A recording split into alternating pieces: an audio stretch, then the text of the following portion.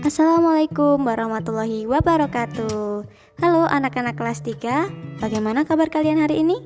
Alhamdulillah, luar biasa, Allahu Akbar. Nah, hari ini kita akan belajar mata pelajaran adab Islami. Nah, materinya tentang apa? Materinya tentang kerjasama. Nah, sebelum kita mulai pembelajaran, seperti biasa disiapkan terlebih dahulu bukunya ya. Bukunya, alat tulisnya, dan juga yang terpenting adalah semangat kalian. Nah, baik anak-anak, jika sudah disiapkan semuanya, sebelumnya kita membaca basmalah dulu bersama-sama ya. Agar apa anak-anak? Agar pembelajaran dapat dipermudah oleh siapa? Oleh Allah Subhanahu wa Ta'ala tentunya. Baik, bersama-sama yuk kita membaca basmalah. Bismillahirrahmanirrahim.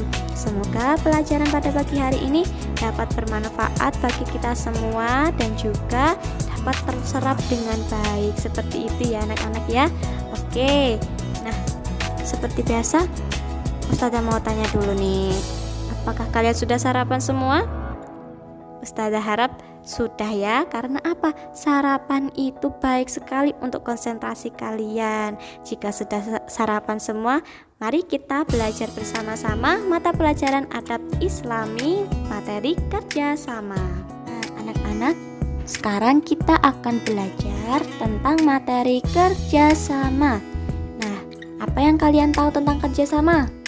Iya, kerjasama adalah kegiatan yang dilakukan beberapa orang untuk mencapai tujuan bersama. Coba bayangkan anak-anak, jika kalian sedang mengerjakan tugas kelompok. Kalau tidak ada kerjasama dalam tugas kelompok, maka apa yang akan terjadi anak-anak?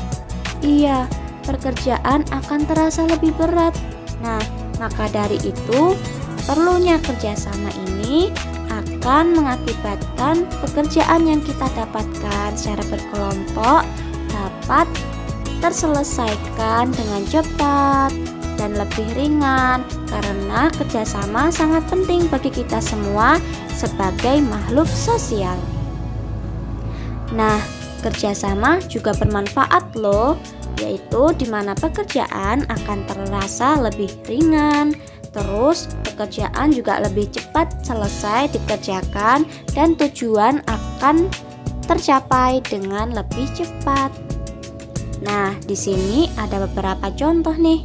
Contoh kerjasama yang pertama yaitu di lingkungan. Nah, kalian bisa lihat ya. Di sini ada, misalkan ini ada Budi. Budi sedang membersihkan sampah yang ada di sungai. Lalu di sini ada Bapak Budi. Nih, Bapak Budi juga bekerja sama dengan warga lainnya dalam membersihkan sungai. Lalu di sini ada Ani. Nah, di sini mungkin Ani menyediakan makanannya, tapi makanannya sedang dimasak nih anak-anak. Nah, jadi kalau misalkan mau membersihkan lingkungan agar terasa lebih nyaman jika dilihat, maka dibutuhkan kerjasama bersama-sama dengan warga lainnya. Kenapa? Karena pekerjaan akan terasa lebih cepat selesai dan juga lebih ringan jika dikerjakan bersama-sama. Nah, contoh lainnya yaitu di sekolah. Nah, tuh bisa dilihat ada Ani, ada Lila, Budi, terus ada Agus. Agus sedang membersihkan meja menggunakan kemoceng. Lalu Lila sedang memberikan vas bunga. Vas bunga untuk apa ya? Ya, untuk memperindah kelas. Lalu ada Ani. Ani sedang membersihkan lantai menggunakan sapu agar kelas terasa nyaman, tidak ada debu seperti itu. Lalu ada Budi juga. Budi sedang membersihkan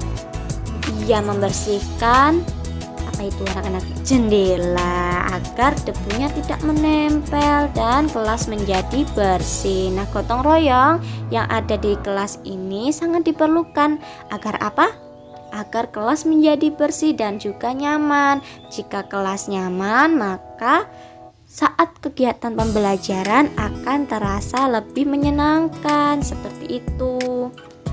Lalu ada contoh yang ketiga, yaitu contoh kerjasama di rumah. Nah, kalian bisa melihat di sini ada siapa ini namanya ya, Siska. Lalu di sini ada ibunya Siska. Dan di sini juga ada bapaknya Siska. Nah, Siska ini sedang membersihkan jendela, membersihkan debu-debu yang ada di jendela dengan kemoceng. Lalu ibunya Siska mengepel lantai biar lantainya bersih. Lalu ada bapaknya Siska. Bapaknya Siska sedang merapikan taman biar tampak rapi dan enak jika dilihat. Nah, contoh kerjasama di anggota keluarga ini juga sangat bermanfaat. Karena apa? Pekerjaan terasa lebih mudah, lebih ringan, dan rumah menjadi lebih bersih. Nah, kegiatan seperti ini sangat diperlukan anak-anak. Maka dari itu selalu membantu orang tua ya di rumah ya, diajak anggota keluarga yang lainnya agar rumah menjadi bersih. Jika dilakukan bersama-sama akan cepat selesai, seperti itu ya. Ayo, makanya harus menurut orang tua. Jika orang tua meminta tolong untuk membersihkan rumah, jangan bilang nggak mau ya. Enggak ya, anak kelas 3 baik-baik semua, menurut semua sama orang tua, seperti itu ya. Baik, nah perhatikan dalilnya anak-anak. Wa ta'awanu 'alal birri wat taqwa wa la ta'awanu 'alal ismi wal udwan wattaqullah innallaha syadidul 'iqab. Artinya, dan tolong menolonglah kamu dalam mengerjakan kebajikan dan takwa, dan jangan tolong menolong dalam perbuatan dosa dan juga pelanggaran. Dan bertakwalah kamu kepada Allah, sesungguhnya Allah amat berat siksanya. Quran Surat An-Nur ayat 62. Jadi anak-anak, kalian itu sebagai makhluk sosial harus tolong menolong, entah itu di lingkungan sekitar, entah itu di rumah, sekolah, maupun di mana saja. Tetapi perlu diingat, yang perlu ditolong adalah perbuatan yang baik, jangan perbuatan yang buruk. Ayo, contohnya apa kalau perbuatan buruk misal di sekolah? Iya, contek mencontek itu kerjasama yang tidak bagus anak-anak. Jadi kalau misalnya mau tolong menolong dan berbuat baik, itu misalkan membersihkan kelas tadi, lalu merapikan taman yang ada di depan kelas, seperti itu ya anak-anak ya. Karena apa anak-anak? Jika kita tolong menolong dalam perbuatan dosa, maka apa yang akan terjadi? Iya, kita akan mendapatkan dosa, seperti itu ya. Nah, ciri-ciri kerjasama. Ciri-ciri kerjasama ini ada 7 anak-anak. Yang pertama, semua peserta mengetahui tujuan kerjasama. Yang kedua, semua bekerja keras melaksanakan tugasnya. Lalu yang ketiga, semua peserta saling tolong-menolong. Nah, yang keempat, semua anggota mengetahui aturan jadwal, waktu, tempat, dan juga lain-lain. Yang kelima, semua anggota menaati pemimpin atau ketua.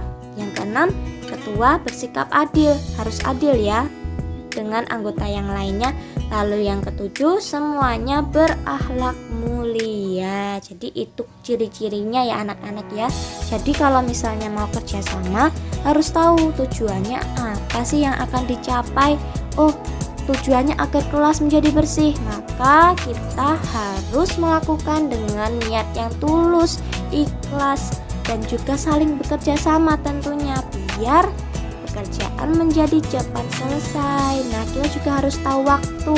Kalau bekerja sama tidak boleh terus kita lama-lama bermalas-malasan, tetap harus dikerjakan secara bersemangat agar waktunya juga tepat, jadi tidak mulur-mulur, seperti itu ya.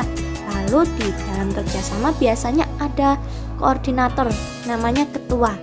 Jadi kita harus tahu, harus menurut dengan ketuanya. Kalau ketuanya menghendaki seperti ini, maka kita harus menaati apa yang dibilang sama ketua. Tapi kalau misalnya ketuanya misalkan bermalas-malasan, kita sebagai anggota juga bisa mengingatkan ketua tersebut, seperti itu ya. Lalu manfaat kerjasama, ini ada 5 anak-anak. Yang pertama, tujuan dan kebutuhan bersama dapat tercapai dengan cepat dan juga ringan. Lalu yang kedua, semangat persatuan semakin kokoh. Yang ketiga, dapat menolong anggota yang lemah. Yang keempat, hubungan anggota dengan ketua semakin erat. Dan yang kelima, dapat mewarisi sunnah Rasulullah. Nah, seperti itu anak-anak, manfaatnya banyak sekali bukan? Iya, maka dari itu kita biasakan untuk kerjasama. Karena apa? Kita sebagai makhluk sosial perlu sekali untuk mengeratkan hubungan antara kita dengan manusia yang lain atau anggota, misal anggota kelas, anggota keluarga, dan juga masyarakat. Seperti itu anak-anak. Nah, baik anak-anak, itu tadi pelajaran tentang materi kerjasama mata pelajaran adab Islami. Semoga dapat bermanfaat bagi kita semua ya. Amin. Dan salah ustadzah berpesan kepada anak-anak untuk menjaga kebersihan, menjaga kesehatan. Menjaga kesehatan seperti apa anak-anak? Iya, makan 3 kali sehari dan makan makanan yang bergizi, tidur yang cukup, dan jangan lupa jika keluar rumah terus nanti mau masuk rumah lagi harus cuci tangan, cuci kaki, seperti itu ya, agar kebersihan tetap selalu terjaga. Dan yang terpenting adalah selalu membantu orang tua. Ingat, kalau misal orang tuanya memberikan nasihat didengarkan dengan baik. Terus jika orang tua meminta tolong segera dilaksanakan. Oke? Nurut ya sama orang tua ya. Baik, anak-anak kelas 3 memang sangat baik dan juga cerdas, seperti itu ya. Dan jangan lupa sholat 5 waktunya jangan sampai bolong-bolong. Oke anak-anak, dan kegiatan ibadah sunnah yang lainnya juga terus dijalankan, seperti itu ya. Oke, cukup sekian dari ustadzah. Jika ada salah kata ustadzah mohon maaf. Wassalamualaikum warahmatullahi wabarakatuh.